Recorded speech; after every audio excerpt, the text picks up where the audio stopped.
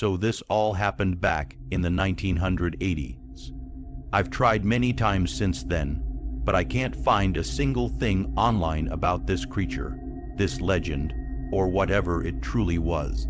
It's like it never existed. Back when I was in high school, it was common knowledge that in the town of Folsom, there was something strange living out in the swamps. People called it the Folsom Frog Dog. The locals in Folsom were smart enough to leave it alone. It never bothered anyone, and as long as no one bothered it, everyone just went on living their lives. Kind of like how people talk about Bigfoot. But we weren't from Folsom, we were from the next town over. You know the type, a little richer, a little more educated, and way more arrogant. The kind of town that looks down on the smaller neighboring one and thinks they're all backwards and weird. Every big town has one of those smaller towns they make jokes about, saying they marry cousins and do all sorts of awful stuff. I'm exaggerating, obviously, but that was the attitude. So when we heard about the frog dog, we decided we were going to be the ones to prove it was real. We were obsessed with the idea of capturing it. Just imagine getting a Polaroid photo of that thing, or even killing it and showing everyone the body. That kind of proof would have made us legends. The frog dog was rumored to be either a dog that looked like a frog, or a frog that acted like a dog. Nobody really knew, and that mystery only made us more curious. I mean, what would a frog dog even look like? We were determined to find out. So it was me, my friend Earl, and his buddies Plod and Gimbal. Yeah, I don't know why they had names like that either. Somehow, we convinced the school's AV club to let us borrow a camera, lying about some important project. Earl also had a Polaroid, and of course, every single one of us managed to get our hands on a shotgun. We piled into Earl's truck and drove out into the countryside near Folsom, then started hiking through the swamp. That place was absolutely disgusting. Thick mud, rotting plants, buzzing insects, and a smell so bad it made your eyes water. The stench was unreal. I remember thinking that anything living out there must either have no sense of smell or be completely used to it.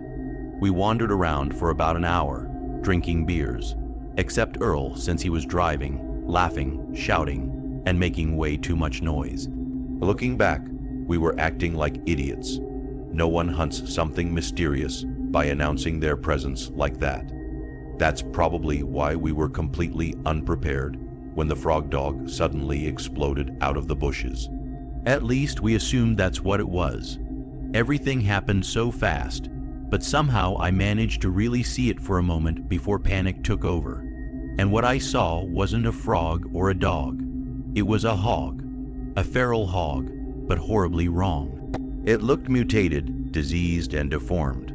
I could see why people called it the frog dog. Its body shape was low and wide, almost like a frog, but bulky and powerful like a wild boar. Its skin was covered in blisters, boils, and raw patches. Most of the hair on its front half was gone, and its exposed skin had this sickly green tint to it. It looked like something that was suffering terribly.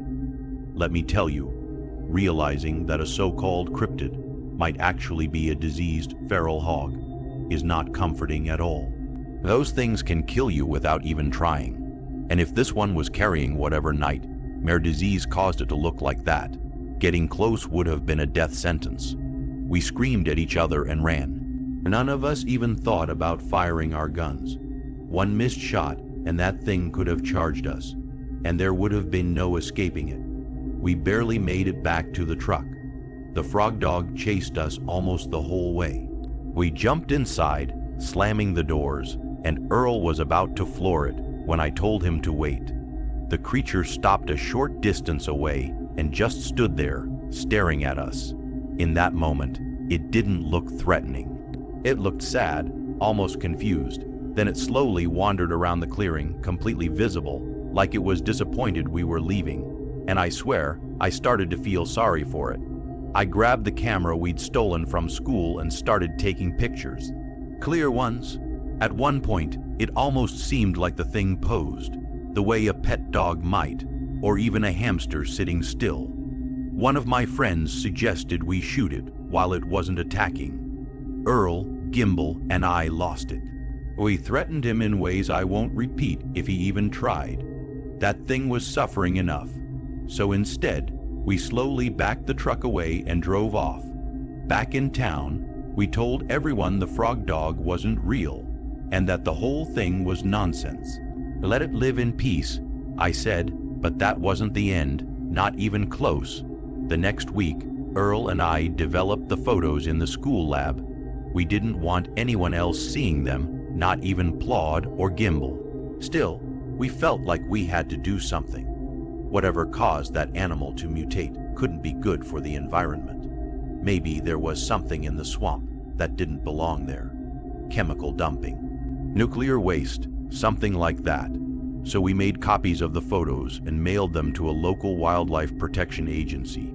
A couple of weeks later, I got a phone call. The man sounded stern and annoyed. He told me not to waste their time with creative fakes. But there was something in his voice, a shake, fear. I could tell he didn't believe his own words. He wanted me to back down, but he knew the photos were real, and I knew that he knew. I told him there was no way we could have faked those images. Something was wrong in Folsom Swamp, and it needed to be investigated. When I mentioned the CDC, he completely panicked and transferred me to his supervisor. That man didn't threaten me. He begged me. He admitted it wasn't a diseased hog, but said it would be better for everyone if we destroyed the negatives and forgot about it. Just moved on with our lives. There was no way I was doing that. I told him what he wanted to hear, then immediately called Earl, since he had the originals. I drove to his house furious. When he opened the door and wouldn't look me in the eye, I knew something was wrong. He told me the negatives were gone. Lost, I called him a liar. He grabbed my shoulders and said, "Bro, just let this go. You don't know what I've done to protect you. Please." I saw how serious he was. I didn't have a choice. Even now, decades later, it still drives me insane. That frog dog wasn't just some cryptid. Why would environmental agencies care if it was? And why did they tell me it wasn't a boar? Like that was supposed to explain anything.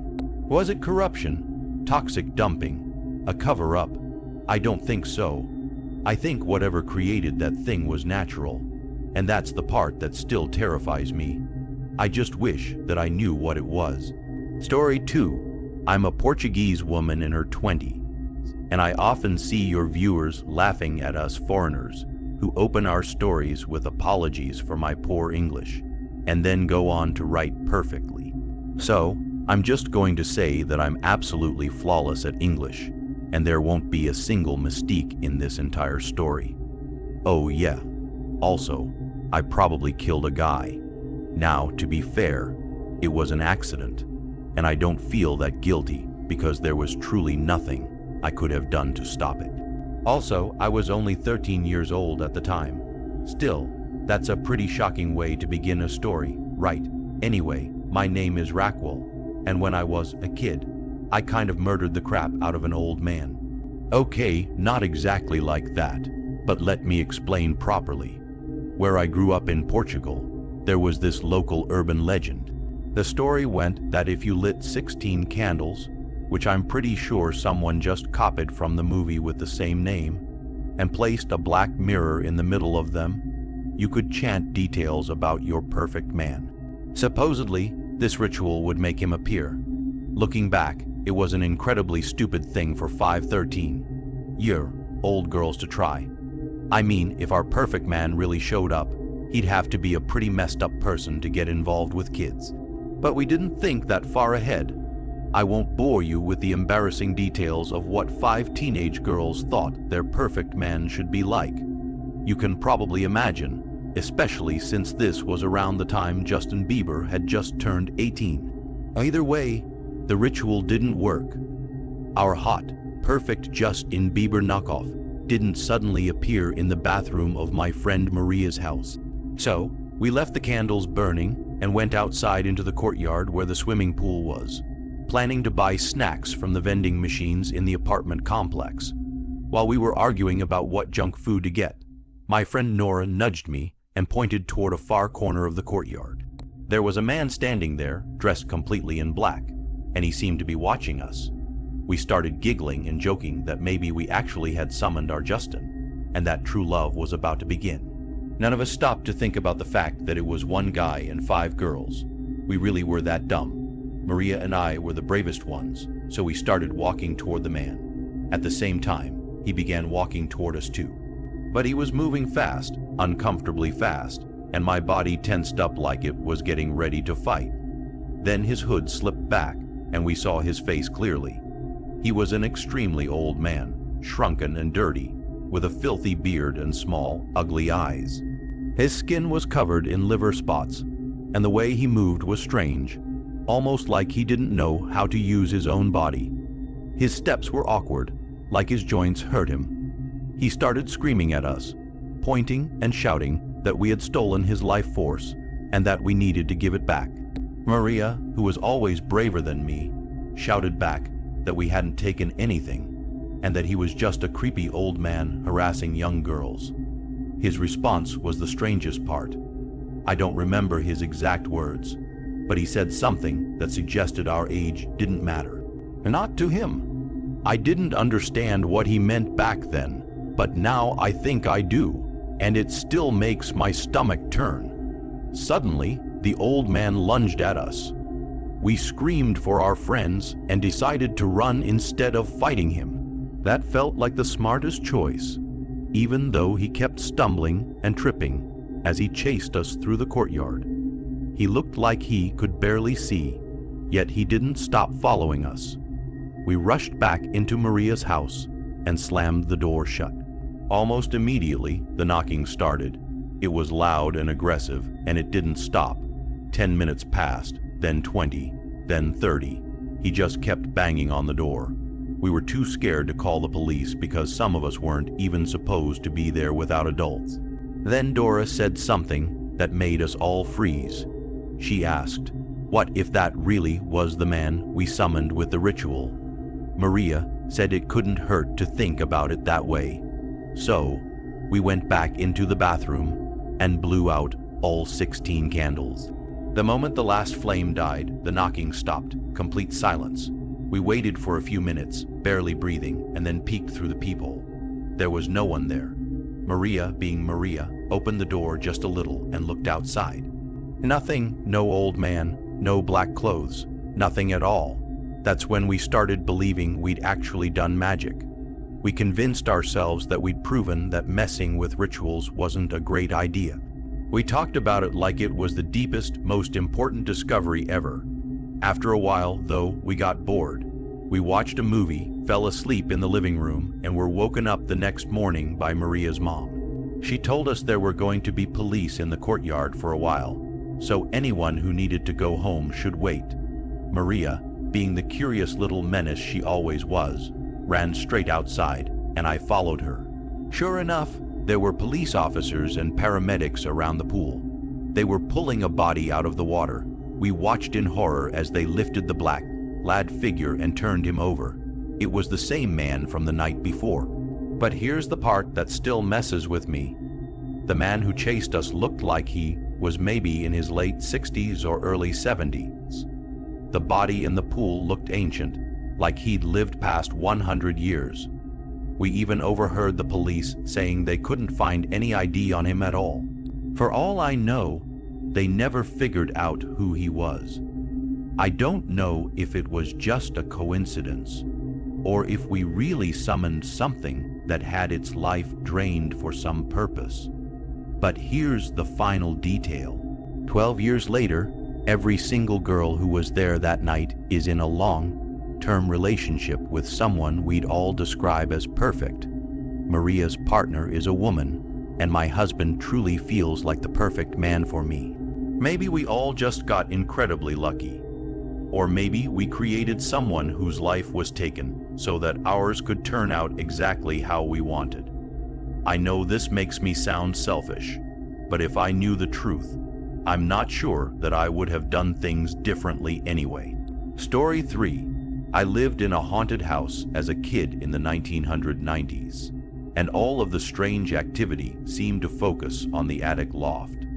There were constant unexplained sounds, things being knocked over, and objects falling or being thrown. Most of it was unsettling, but only one moment truly terrified me. If things had happened just a little differently, I could have been badly hurt. For some background, the house was built in the 1940s, and it had a creepy feeling to it even without the paranormal stuff. The basement felt like a cave, and the property itself added to the mood. But the attic was where everything happened. The house was a classic New England colonial with a detached two-car garage off to the side. It sat on about an acre of land, surrounded on three sides by tall evergreen trees and an old stone wall that made the place feel isolated. The attic was accessible by a full staircase, and at the top, the space split into left and right sections, both finished. Picture late 1970s decor, ugly green shag carpet and dark wood, paneled walls.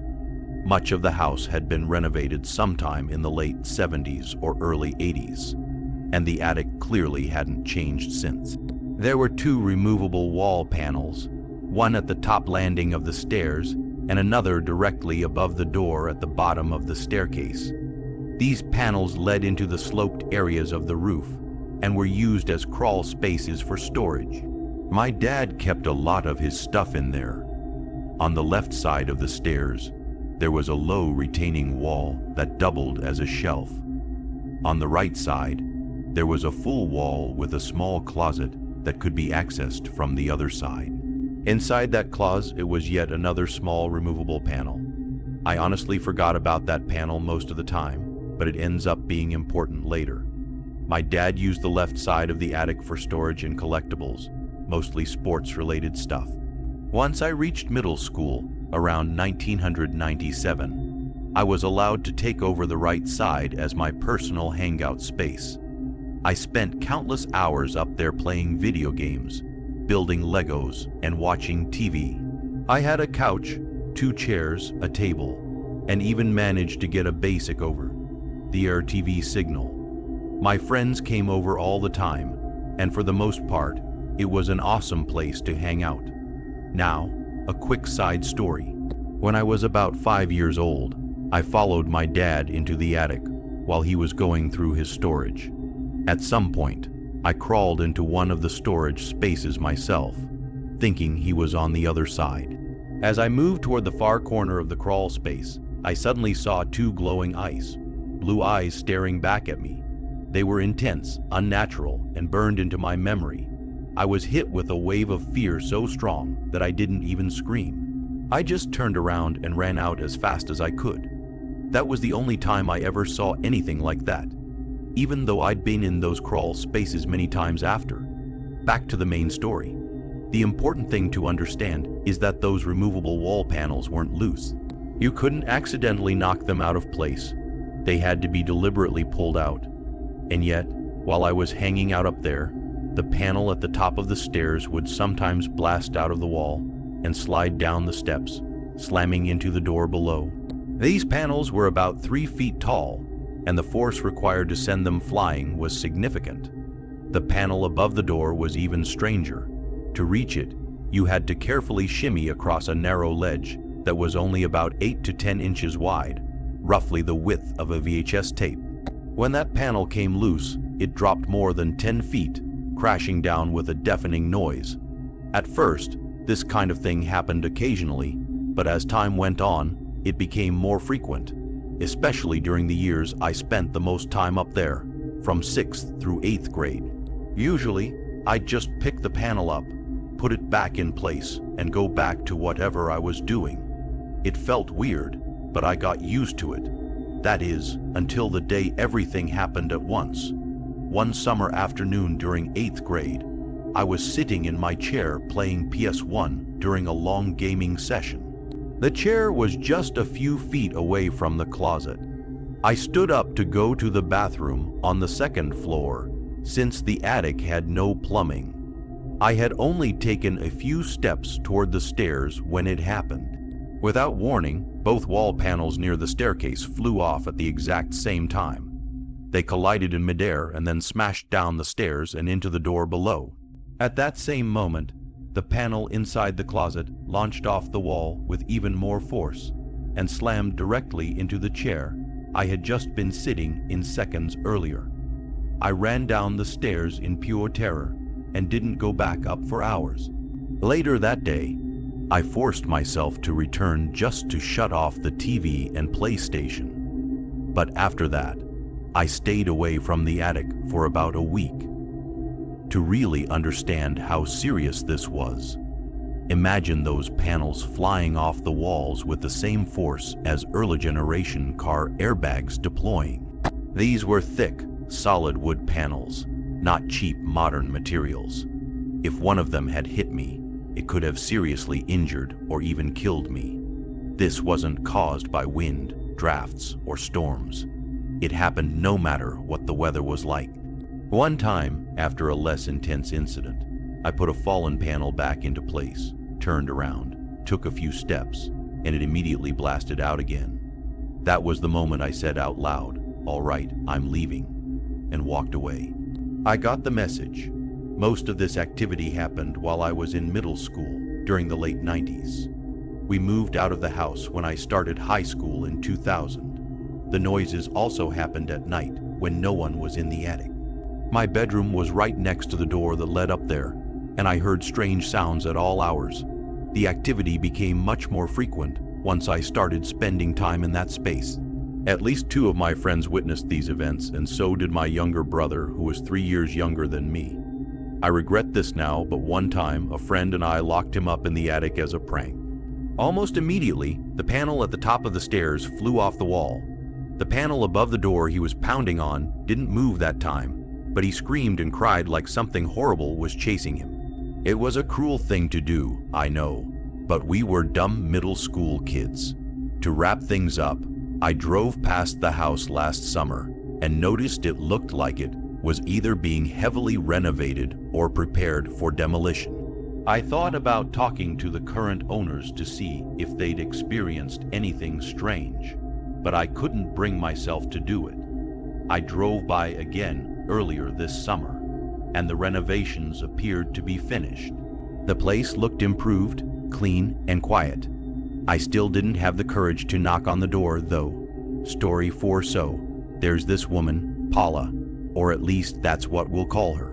She's maybe around 5'4" and weighs no more than 85 pounds, originally from a country in South America, and she is freakishly strong. I used to take yoga classes with her, including aerials and pole, and we trained together pretty often. She's also close to 60 years old, but you would never guess it. She's tiny, incredibly fit, and almost ageless in this sharp, intense, wiry kind of way that makes her feel strangely alive. Still, I never quite knew what to think of her. I wouldn't say we were close friends, but for a while, we started spending a lot of time around each other, so we naturally got closer. That's when things began to feel strange. She started subtly copying me. She wore her hair the same way I did, painted her nails the same color, and styled herself in ways that felt way too specific to be a coincidence. She even bought me clothes, but it didn't feel kind or thoughtful. It felt wrong, like she wasn't admiring me. It felt like she was trying to wear me or become me somehow. One day, we were at open pole together, and there was only one other person in the studio. The lighting there isn't dim or moody at all. It's actually very bright, harsh, fluorescent lighting. While she was doing this sideways pole sit, I could feel her watching me. We're both extremely flexible, but I have a connective tissue disorder that gives me a slight edge. It's not something I ever cared about, but she was incredibly competitive, the kind of person who always needed to be better. Looking back, she probably had some kind of covert narcissism. Anyway, I had just finished doing something very split, heavy, and I turned around to smile at her because I could feel her staring. The moment I looked at her, my body froze. Her eyes were completely black. Not dark brown, not shadowed, fully black. I stared for several seconds because I literally couldn't look away. She looked empty, not asleep or zoned out, but absent, like she had stepped out of herself for a moment. But at the same time, it didn't feel like nothing was there. It felt like something else had taken her place, like an energetic placeholder was looking through her eyes. Whatever it was didn't feel intelligent exactly, just present.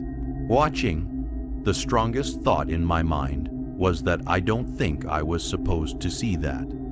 I'm pretty sure she has no idea that I saw it, and I don't even know if she was aware that anything strange was happening at all. It felt like when you notice something you're not meant to see, like spotting a boom mic in a movie, or seeing a crew member in jeans in a film set in ancient Rome.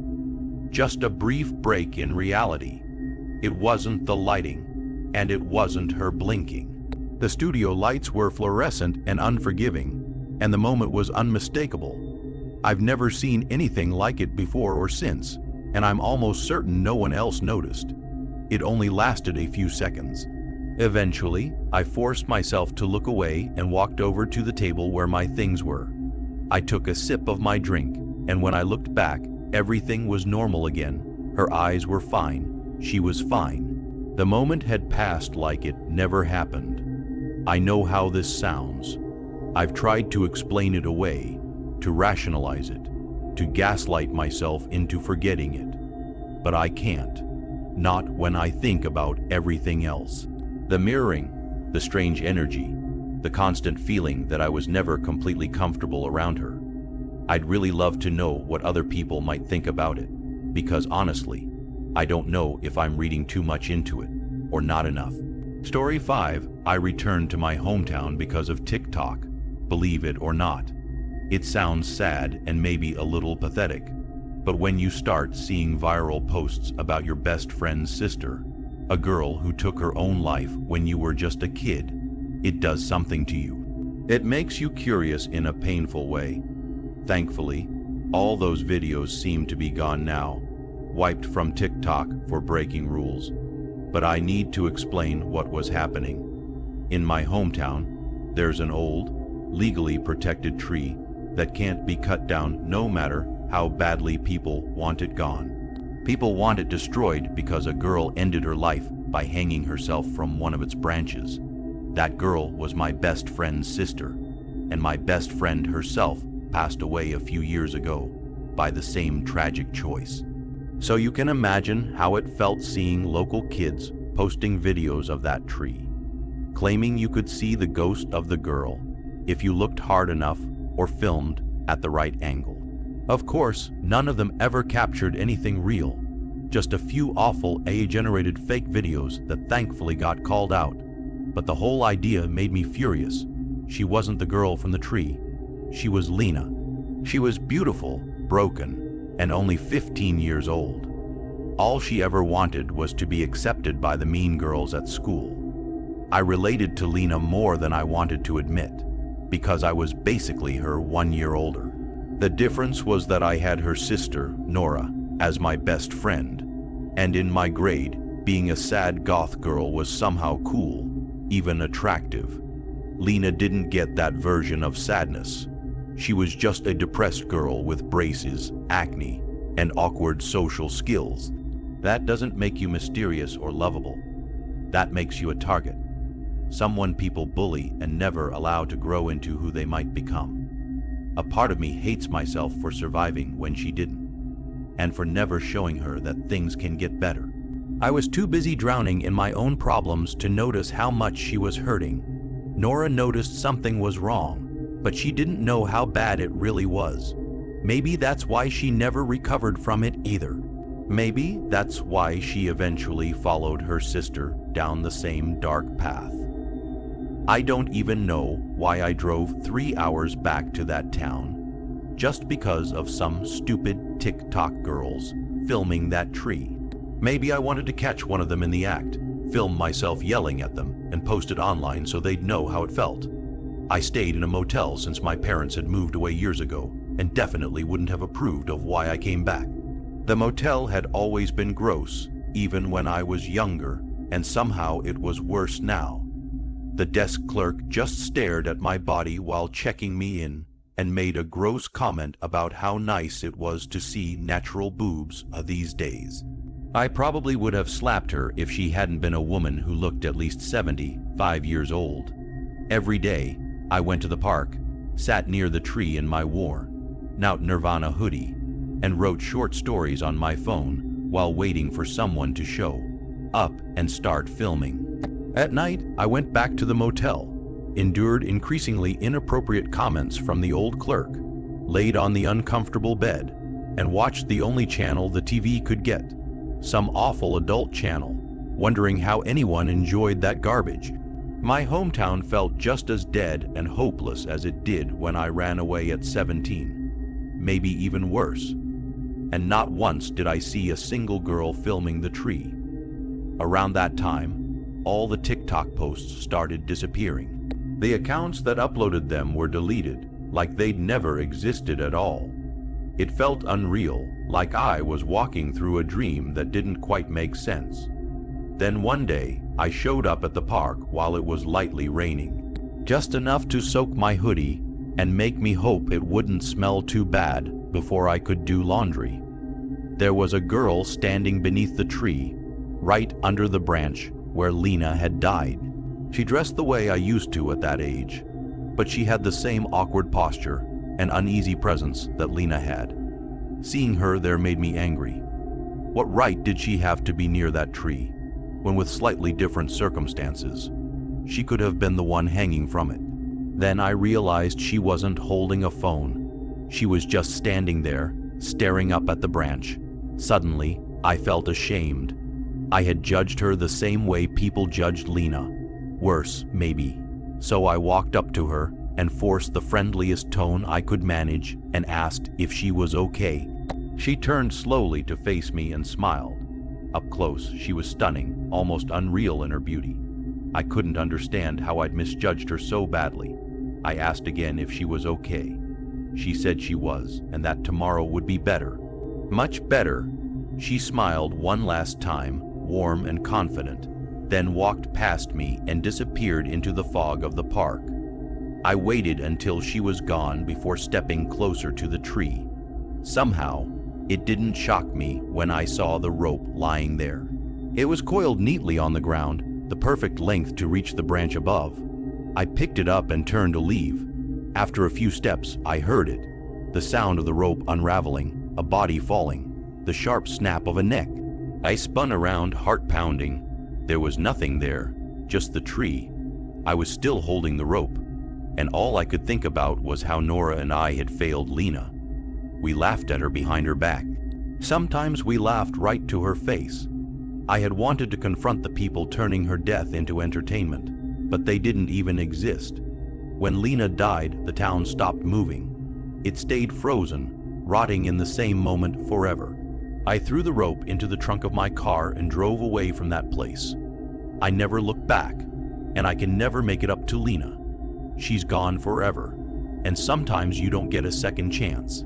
No matter how hard you might wish to be haunted by their ghost like you deserve, sometimes you're faced with only ever being alone. Story 6 at 1:52 a.m. My phone rings.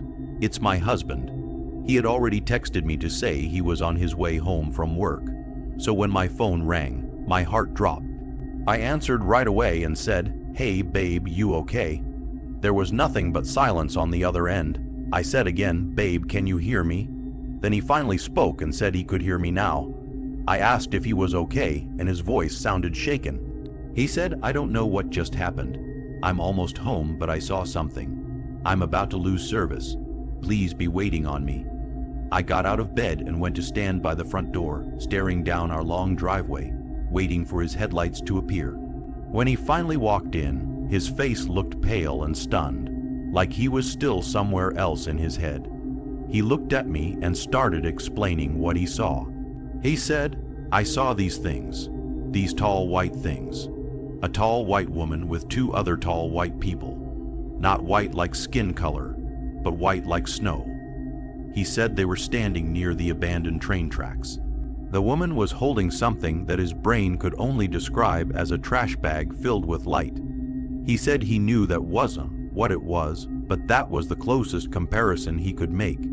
He told me that the moment he saw them, they noticed him too. And when that happened, this overwhelming feeling came over him. He said he couldn't fully explain it, but every instinct in his body screamed that he needed to leave immediately. It was like a heavy unease settled over him all at once. He said he didn't know what they were, but he knew one thing for sure. Whatever they were not human. While I reheated his dinner, everything he said kept looping in my head. Then it hit me all at once. I immediately thought of the tall whites. I grabbed my phone and started Googling them, then showed my husband different images and asked if any of them looked similar. He scrolled for a bit, stopped on one picture, and said, "Yeah, this is close." The next morning, we decided to go back to the place where he had seen them. Right near the tracks, there was a dark black mark on the ground, like the earth had been burned or scorched.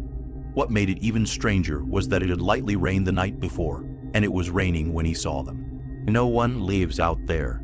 It's just an old one-lane road that connects two larger roads and crosses the abandoned railroad tracks. We live on the outskirts of a very small town, and it seemed extremely unlikely that anyone would be out there making a fire right next to the road in the middle of the night. As we were walking back toward our car, an old man in a beat-up Ford truck pulled up beside us. He rolled down his window and said, "Hey, what are y'all up to?" Neither of us recognized him, so we just nodded and said we were looking at something and asked if our car was in the way. He put the truck in park and stepped out, smiling casually. He said, "No, y'all are fine. Did you kids see something interesting?" My husband hesitated, but then said, Yeah. I saw something out here the other night on my way home from work. I'm not really sure what it was." The old man nodded slowly and said, "Is that right? I live over that way, have all my life." And he pointed toward the highway. A strange silence settled over us as we walked closer to the car. Then he suddenly asked, "Y'all believe in aliens?" My husband and I looked at each other, surprised. I answered honestly and said, "Yes, actually we do." That's when he told us that he and his wife, his late wife, had experienced many strange things in that area over the years. He said the scorch marks came from them and asked if we had ever seen anything in the sky that we couldn't explain. My husband then showed him a video he had taken months earlier of a strange flying object hovering over our house. The old man invited us to his home, saying he had some images he wanted to show us. Looking back, it probably wasn't the smartest decision, but we agreed to go. My husband does have his carry permit, so that gave me a little peace of mind just in case something felt off. We followed him to an old farmhouse, and he told us his grandparents built it back in the 1800s. He said every generation of his family had seen and experienced strange things on and around that land. He walked over to a small garage or shack and came back holding old Polaroid photos. There were 5 of them, all showing what looked like classic flying saucers. He said his father took the pictures and that there were more somewhere inside the house. He told us he didn't really know where they came from or why they were here, but he knew there were different kinds of them, different species and different crafts. I'd like to believe that we just gained an interesting new friend, but I'm still not completely sure what my husband encountered that night. I just thought I'd share the story here and see if any of you think it's connected. Story 7. From the time I was 7 years old until I was 12, my family lived in the front house, and my aunt lived in a smaller house behind it. From her living room window, I could clearly see our front door. After a while, I started noticing something strange. Almost every single night, I would see an older man walk up our driveway. He wore brown mechanic-style overalls and carried a metal lunchbox in his hand. He would stop at our front door, pause like he was unlocking it, and then walk straight inside. At first, I didn't really understand what I was seeing, but it happened so often that I eventually told my aunt about it. She listened carefully and told me to let her know the next time I saw him. The very next night, we sat together and waited. Sure enough, the man appeared again, walking slowly up the driveway just like always.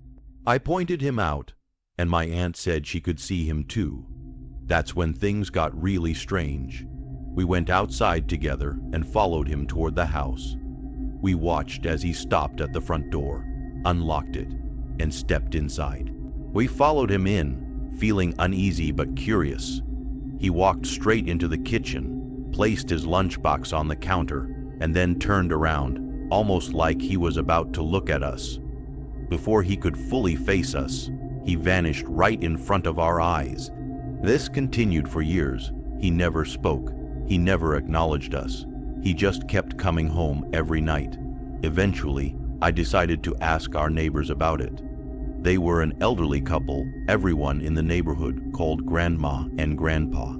They had lived in our house before we moved in. When I asked Grandpa if he knew anything about the man, he looked serious and asked why I wanted to know.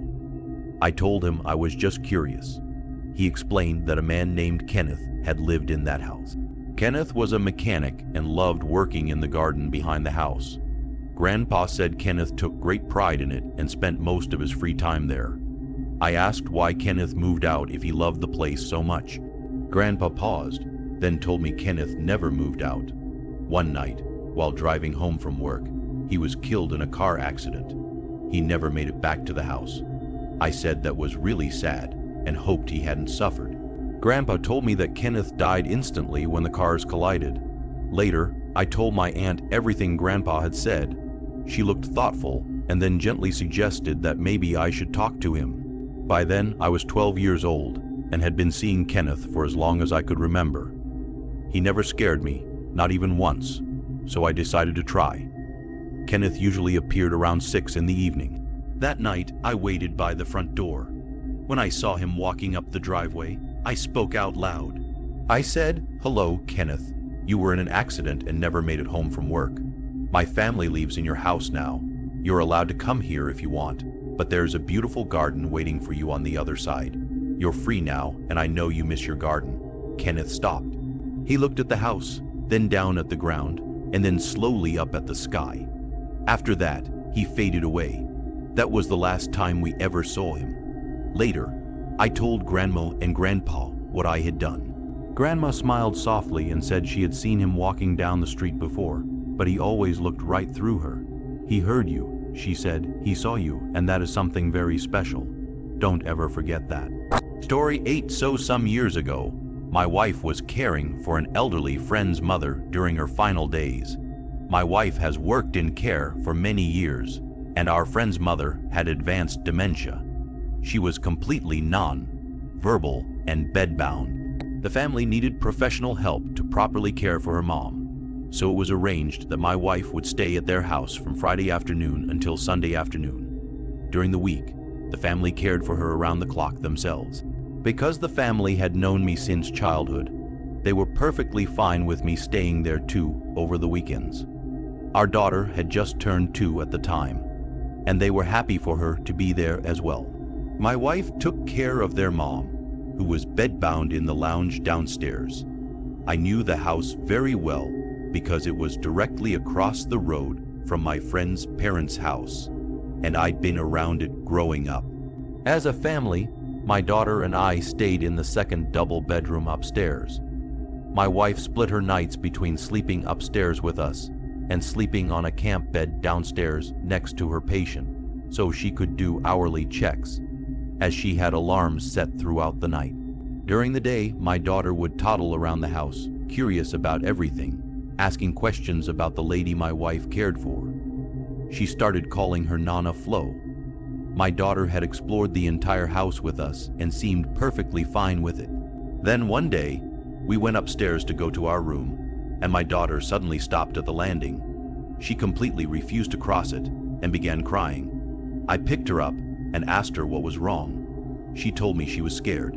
When I asked her why, she said the upstairs made her feel frightened and sad. So we went back downstairs, and she immediately seemed happier. That night, I put her to sleep downstairs and carried her upstairs once she was asleep. The next morning, after breakfast, we went upstairs to get her dressed, and once again she refused to cross the landing. I asked her what was scaring her this time, and she pointed straight at the box room door. When I asked what she meant, she simply said, "The scary door." The door looked exactly the same as every other door on the landing. It was dark brown, plain wood, no markings, just a brass handle. I told her there was nothing scary about it, and opened the door to show her the room. Inside was a small storage room filled with things Flo hadn't used in years. There was a chair, some board games, and piles of old clothes resting on a wooden rocking chair that had once been kept in the garden. I tried to encourage my daughter to come into the room with me so she could see there was nothing to fear. She refused and stayed far back. At that point, I felt uneasy. She was usually such a happy, cheerful little girl. I asked her why she didn't like the door or the room, and she answered with one word: died. I shut the door, left the room, and got her dressed. 2 weeks passed, and she still wouldn't go near that door. I either rushed her past it while talking excitedly or carried her. To be clear, I wasn't scared myself. I was unsettled, yes, but my daughter was clearly terrified. And since I didn't want that fear to grow, we handled those moments as quickly as possible. One night, Flo passed away peacefully in her sleep. My wife and daughter were beside her, holding her hand. We didn't tell our daughter what had happened, knowing it would be far too much for a 2-year-old to understand. I kept her upstairs, got her dressed, packed our bag, and prepared to leave without going into the lounge. As we reached the bottom of the stairs, Flo's adult daughter walked into the hallway and saw us. When she noticed my daughter, she smiled through her grief and cheerfully said hello. Suddenly, my daughter took her hand and said, "Nana Flo's with the angels now." Flo's daughter immediately began crying and smiling at the same time. None of us knew how my daughter could have known. Flo had passed away only about 3 hours earlier, and my daughter and I had only been awake for half an hour. What made it even stranger was that we're not a religious family. We don't attend church, and the first time my daughter ever went to one was 8 months later for a wedding. We have no idea where she got the idea of angels from, and that moment has stayed with me ever since. The strangest part is that when my daughter was born, she didn't cry at all. She was completely calm. Even afterward, when all the other babies cried, she didn't. One older nurse said to my wife, "She's been here before. That one, maybe."